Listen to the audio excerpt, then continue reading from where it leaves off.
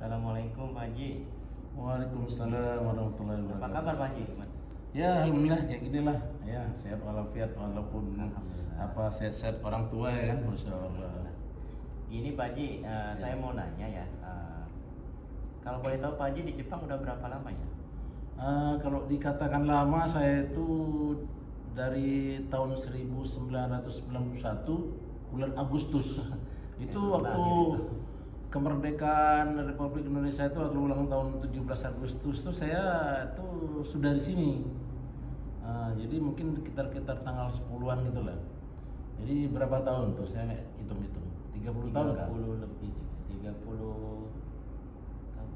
Itulah ya. Seberapa 30 91 ini 7 ini berapa nih 2022. Berarti 31 tahun ya? 31 tahun. Wow, Masya Allah, Masya nggak terasa, Allah. Masya Allah. Itu kalau boleh tahu di Jepangnya itu di kota mana aja Pak Haji? Ini pertanyaan bagus. Saya kira lebih kurang nggak sampai setahun saya itu membuat kapal air. Terakhir saya membuat kapal udara. Pertama saya itu di Hiroshima. Hiroshima itu kan bagian pembuatan kapal tuh. Kan sana mana banyak laut, sudah gitu. Saya pernah di Himeji, sudah gitu. Dari Himeji saya ke Nagano, Nagoya, Sunan Nagoya, Himeji, Nagoya, Hamamatsu. Berarti paling lama tinggal di Jepang itu di kota mana? Di Hamamatsu. Oh, di Hamamatsu. Jadi seperti ikan, ikan tuh sudah Allah tentukan kehidupannya di dalam air, ya kan? Dia bahagia dan senang udah Allah tentukan di dalam air. Maka ikan ini mencari air yang jernih dan dalam. Jadi begitu juga kehidupan manusia ini sudah Allah tentukan dalam kehidupan dalam amalan agama yang sempurna, yaitu agama Islam. Jadi di Hamamatsu ini kenapa saya di sini hampir 20 tahun lebih? Karena di sini ada masjid ya, suasananya ada saudara-saudara Islam banyak di sini dan udah nggak pindah-pindah lagi seperti ikan itulah. Kalau Masjid Hamamatsu sendiri itu udah berapa lama ya didirikan? Ini sekitar tahun 2004 sudah kita Ada dari gunakan dan kita renovasi. Dan masjid ini dulunya yaitu bar ya, yaitu seperti ya klub malam lah. Jadi ya Allah rubahlah ya kan, dari itu menjadi masjid luar biasa ya, masjidnya cantik ya. AC-nya lengkap ya, ditambah dengan kipas angin ya, karpetnya, toiletnya juga, dan masjid kita 24 jam nggak dikunci. Karena ini antara perjalanan yaitu Tokyo ke Nagoya ke Osaka, sampai ke Tengah-tengah ya. Tengah-tengah. Berarti ini udah berdiri selama kurang lebih 18 tahun. 18 tahun, luar biasa. Dan masjid kita ini sudah bebas teks ya, artinya sudah Sokyojin. Jadi di antara masjid-masjid di seluruh Jepang ini lebih kurang ada 300.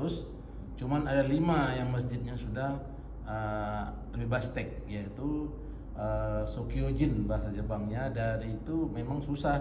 Kita aja ngurusnya 6 tahun. Karena bilang dia harus memenuhi standar dari kecamatan, dari ken, dari provinsi, selalu dilihat ya berapa orang yang menghadiri ini, dan toiletnya juga bagaimana, bersih, tidak mencemari lingkungan gitu. Masya Allah. Ada satu hal lagi pertanyaan ya dari saya. Boleh. Pak Haji kan konten kreator nih sekarang di Jepang ya, salah sepuh. Iya, Jepang, Masya Allah. belajar. Dan banyak juga video-video Pak Haji di YouTube atau di sosial media juga Pak Haji, Masya Allah aktifnya luar biasa, dakwah di Jepang dengan media sosial gitu kan. Belajar ya. Dengan wadah media sosial. Nah saya mau nanya kan banyak nih ya video-video Pak Haji itu nasihat, berisi nasihat tapi dengan nada Pak Haji yang tinggi. Oh gitu. Itu kalau boleh tahu Pak Haji itu marah-marah atau emang gimana sih suaranya? Itu kalau boleh tahu ya Pak Haji. Alhamdulillah, itu banyak juga yang bilang Pak Haji jangan marah-marah. Kenapa? Enggak, saya ini ya tadi belum saya perkenalkan. Saya ini ya, nama saya aja Zulkifli Matondang. Itu kan ada marga. Itu Matondang itu orang Tapanuli ya.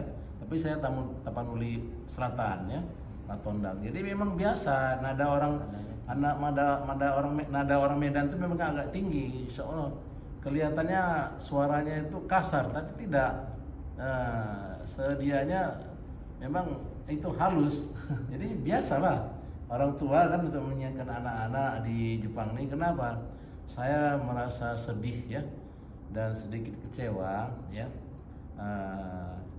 Anak-anak yang ke Jepang nih, anak-anak Indonesia itu termasuk anak-anak saya ya kan. Kenapa? Sampai di sini di Jepang nih mereka tuh lalai, tidak mau bersyukur dan bahkan kurang bersyukur, bahkan tidak mau bersyukur.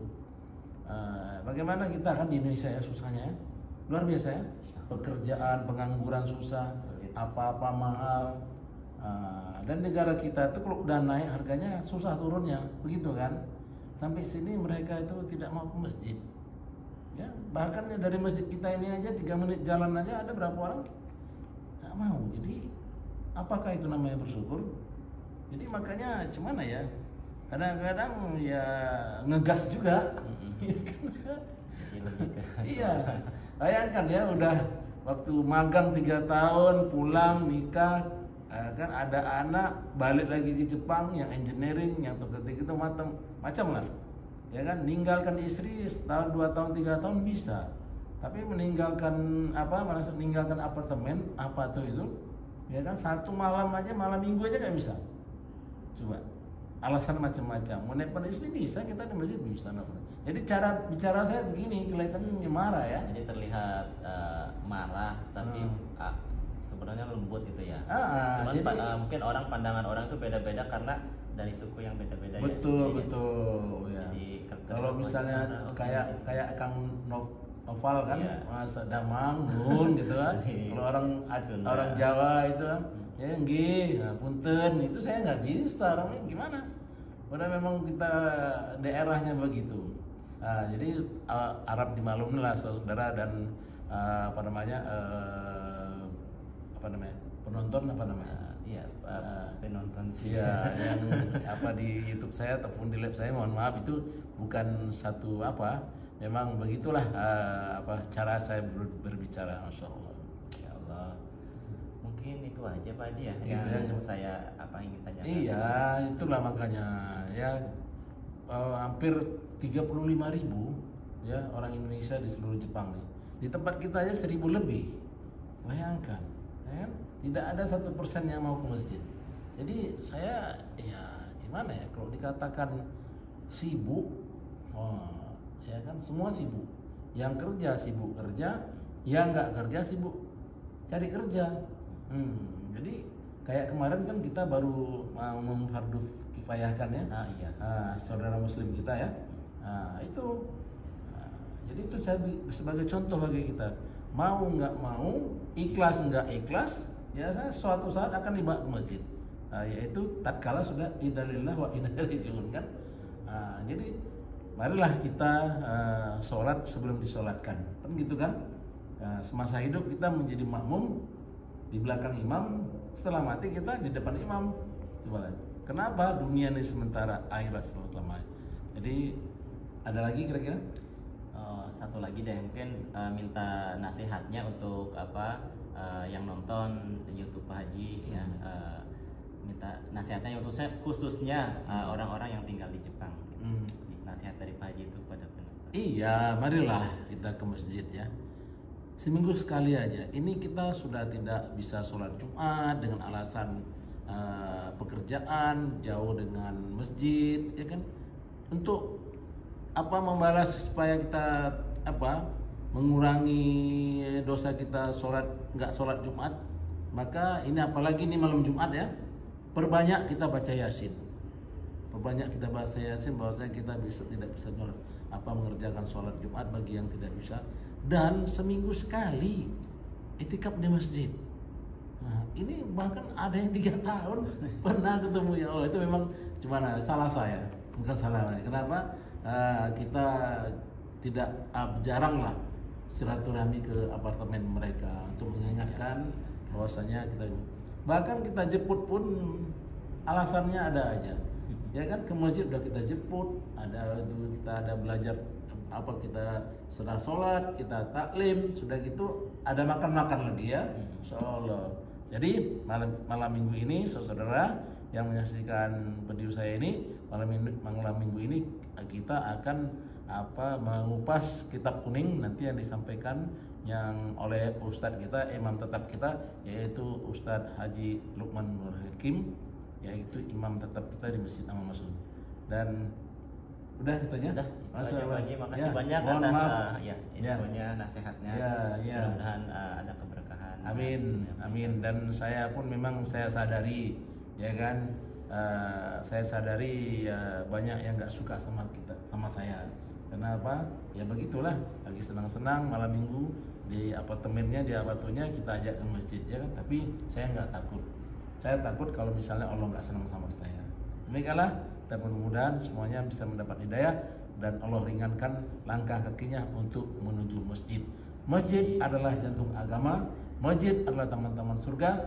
Apabila manusia tidak ada jantung, dia akan mati. Begitu juga kalau kita orang Islam tidak mau hubungkan diri kita dengan masjid, maka agama kita akan mati.